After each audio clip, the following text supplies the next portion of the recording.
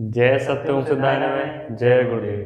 स्वागत है आप सभी का हमारे पवित्र 87वें धर्म ग्रंथ के पाठ में। और पिछले पाठ में हमने जो बहुत महत्वपूर्ण महाप्रश्न है उनके बारे में जाना था, जैसे कि विवाह का यथार्थ अर्थ क्या होता है, और अगर कोई अखंड सत्ता है जैसे कि परमात्मा जो इस सृष्टि को चलाते हैं वह कैसे उत्पन्न हुए, वह स्त्री और पुरुष रूप में थे तो किस प्रकार वो उत्पन्न हुए और किस प्रकार ये सृष्टि चल रही है।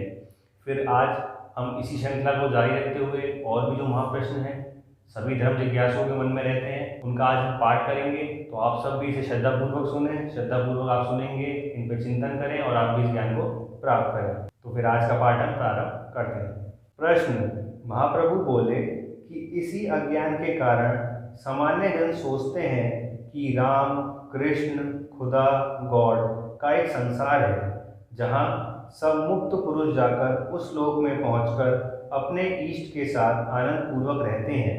तब तो एक प्रश्न बन जाता है कि आखिर एक ना एक दिन सभी मनुष्य मुक्त होकर अपने अपने इष्ट के पास पहुंच जाएंगे, तब क्या उस इष्ट लोक में एक नया संसार नहीं बन जाएगा? अर्थात इस लोक में सब समाप्त होकर अन्य लोक में मुक्त पुरुषों का एक संसार होगा और वहाँ एक प्रेमी ईश्वर तथा उसकी अनंत मुक्त पुरुष रूपी अनंत प्रेमिका और वहाँ एक परमानंद का महारस मंडल गठित होगा। यह तो और भी विचित्र बात हो जाएगी। अर्थात यहाँ नहीं तो वहाँ एक जगत रहेगा, अर्थात कोई एक जगत तो रहेगा ही। उत्तर: सत्य ही बोली। आपने सत्य कहा है कि अनेक मतों में ये भ्रम धारणा प्रचलित है कि सामान्य मनुष्य एक एक करते हुए ठीक ऐसे ही सभी मुक्ति को प्राप्त हुए मनुष्य अपने अपने इष्ट भगवान के समक्ष उपस्थित होंगे, तब यह पृथ्वी लोक समाप्त हो जाएगा और इष्ट लोक बच जाएगा। आखिर बात एक ही हुई, क्योंकि इष्ट या भगवान की प्राप्ति की आकांक्षा इच्छा भी एक प्रकार की वासना है, क्योंकि इसमें भी आनंद प्राप्त हो रहा है। जैसे कि अन्य छोटी छोटी वासनाओं से आनंद ही प्राप्त होता है। जब इच्छा है तब क्रिया है, तब मुक्ति कैसी? अर्थात यहाँ रहो वहाँ रहो मुक्ति संभव नहीं है। अतः यह सब धारणाएं मिथ्या हैं। और अगर ईश्वर का ये पृथ्वी लोक नहीं, तब वे यहाँ आते क्यों हैं? अतः जो प्रत्यक्ष है वही ईश्वर का आनंद लोक है। और सामान्य मनुष्य हो या कथित मुक्त पुरुष हो, उन सबको जहाँ कर्म किया है वहीं कर्म का फल प्राप्त होता है। तो हमने इस महाप्रश्न के महाउत्तर में ये जाना कि हमारे अंदर एक मिथ्या रहती है कि जब हम सिद्ध हो जाएंगे या फिर जब हमारी कुंडलिनी जागृत हो जाएगी, जब हम आत्मज्ञान प्राप्त कर लेंगे तो हम कहीं और किसी लोक में जाएंगे मोक्ष की प्राप्ति करने के बाद, जो कि एक मिथ्या है। मिथ्या कैसे है? क्योंकि जहाँ कर्म है वहाँ फल है। अर्थात कि जहाँ भी आप अपना कर्म करेंगे उसकी फल की प्राप्ति भी आपको वहीं होगी। अगर हम देखें जो सामान्य मनुष्य है या फिर जो इष्ट या भगवान भी हैं, उनका कर्म जैसे कि हम सुनते भी हैं कि धरती पर हुआ है, चाहे वो महाभारत देखें, चाहे वो आप रामायण देखें या फिर किसी भी महापुरुष को देखें, तो उनका जो कर्म है वो आपका धरती पर ही हुआ है। तो सीधी सी बात है, जहाँ कर्म वहाँ फल, तो उसका फल भी हमको वहीं मिलेगा।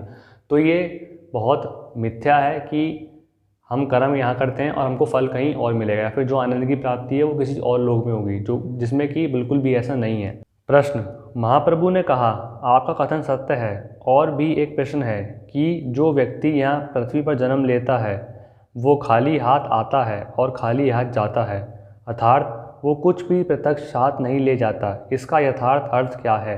तो अगला जो महाप्रश्न है वो यह है कि हम जैसे जन साधारण में सुनते हैं कि एक कहावत है कि खाली हाथ आए थे और खाली हाथ जाएंगे, तो इसका यथार्थ अर्थ क्या है? उत्तर: सत्य ही बोली कि महाप्रभु इस बात का ज्ञान यह है कि कर्ता मैं अपनी आनंद इच्छा को लेकर जन्मता है और उसकी आनंद इच्छा की पूर्ति इस भौतिक शरीर के द्वारा तथा भौतिक पदार्थों के उपयोग के द्वारा ही सिद्ध होती है।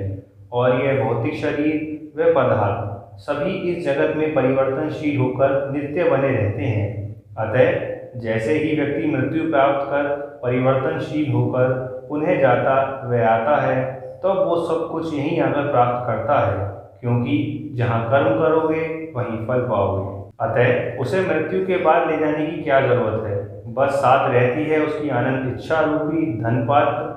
यही आनंद इच्छा का साथ जीवन से लेकर मृत्यु के बाद तक रहता है, क्योंकि प्रत्येक व्यक्ति के सभी संबंध और कर्म इसी पृथ्वी पर हैं। अतः वो मात्र मृत्यु रूपी जीवन को पुनः प्रदान करने वाली परिवर्तनशील अवस्था मात्र से गुजरकर पुनः वापस अपने संबंधियों के साथ कर्म का आनंद लेने देने हेतु प्रत्यक्ष शरीर धारण कर कार्यशील हो जीवन यापन करता है। जैसे जल से वाष्प, बादल और इच्छा रूपी तेज से पुनः वर्षा रूपी जल से यह सब परिवर्तनशील चक्र है, वैसे ही मनुष्य का जीवन है। यही मैं की आनंद इच्छा, आनंद क्रिया और आनंद प्राप्ति का अनंत आनंददायक जीवन चक्र है। अर्थात जैसे कि हमने पिछले प्रश्न में जाना था कि अगर हम कर्म इस पृथ्वी पर कर रहे हैं तो उस कर्म का फल हमें कहाँ मिलेगा? इसी पृथ्वी पर। तो इसका यथार्थ अर्थ है कि मनुष्य खाली हाथ आता है और खाली हाथ जाता है। तो जैसा कि इसमें धर्म ग्रंथ में जो महा उत्तर है वो दिया गया है कि भाई पृथ्वी को हम जो कहते हैं आपका बचत घर। क्यों? क्योंकि जो कर्म करेंगे उसका फल भी यही मिलेगा। तो जब वो आता है तो वो लेकर कुछ नहीं आता, केवल जो उसका पूर्व जन्म की जो आनंद इच्छा है, जो उसका बचत घर है, वो उसको यहाँ पर आकर ग्रहण करता है। तो इसलिए कहते हैं कि जब वो आता है तो कुछ लेकर नहीं आता, खाली हाथ आता है। जो उसके बचत घर में या फिर जो वो अपना कर्म, अपनी आनंद इच्छाएँ वो यहाँ छोड़कर जाता है, उसी को आकर ग्रहण कर लेता है। जब मनुष्य की मृत्यु होती है तो वो लेकर कुछ नहीं जाता। क्यों? क्योंकि वो जो उसकी आनंद इच्छा है, जो उसकी क्रिया है, जो उसका बचत घर है, जिसको हम पृथ्वी कहते हैं, वो उसको वहीं छोड़कर जाता है। इसीलिए कहा गया है कि वो खाली हाथ आता है और खाली हाथ जाता है। और इसका उदाहरण इस तरीके से है कि जल से भाप, भाप से बादल, बादल से वर्षा। फिर वर्षा क्या होती है? हमारी पानी के रूप में होती है। फिर आपका पानी से भाप, भाप से बादल, बादल से वर्षा। इसी तरीके से जो मनुष्य है उसका जीवन चक्र है। तो आज हमने पवित्र सर्वधर्म ग्रंथ 87वें धर्म ग्रंथ के पाठ में यह जाना कि जो भी हमारे महापुरुष राम, कृष्ण, गॉड होते हैं उनके बारे में मिथ्या है कि जब वो मुक्त हो जाते हैं तो वो किसी और इष्ट लोक में जाते हैं। और साथ ही साथ हमने यह भी जाना जो एक कथन है कि खाली हाथ मनुष्य आता है, खाली हाथ जाता है, तो उसका अर्थ क्या है। तो आपको यह सब सुनने के बाद ज्ञानपूर्वक समझ में आया होगा। और अगर आप इसको अपने अंतर्मन से नहीं समझ पाए हैं, जितनी बार बार आप इसका श्रवण करेंगे उतना ही आप इसको अंतर्मन तक समझ पाएंगे।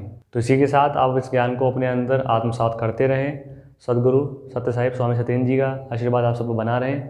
मिलते हैं आपको जल्द ही अगले धर्म ग्रंथ के पाठ में। जय सत्य ओम सिद्धाय नमः। जय गुरुदेव।